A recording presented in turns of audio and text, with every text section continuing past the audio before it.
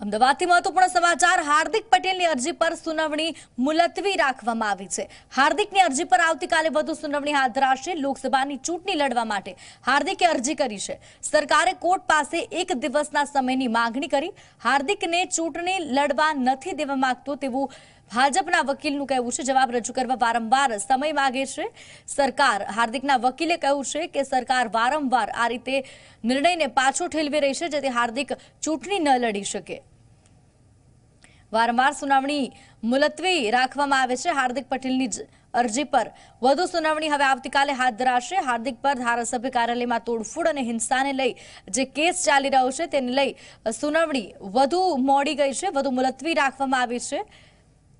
કોર્ટના નિર્ણય બાદ જ નક્કી થઈ શકે કે હાર્દિક લોકસભા ચૂંટણી લડી શકશે કે કેમ, જ્યારે હજુ પણ આ સુનાવણી મુલતવી રાખવામાં આવી છે। સરકારે કોર્ટ પાસે વધુ સમય માંગ્યો, જેના કારણે સુનાવણી આજે પણ મુલતવી રાખવામાં આવી છે।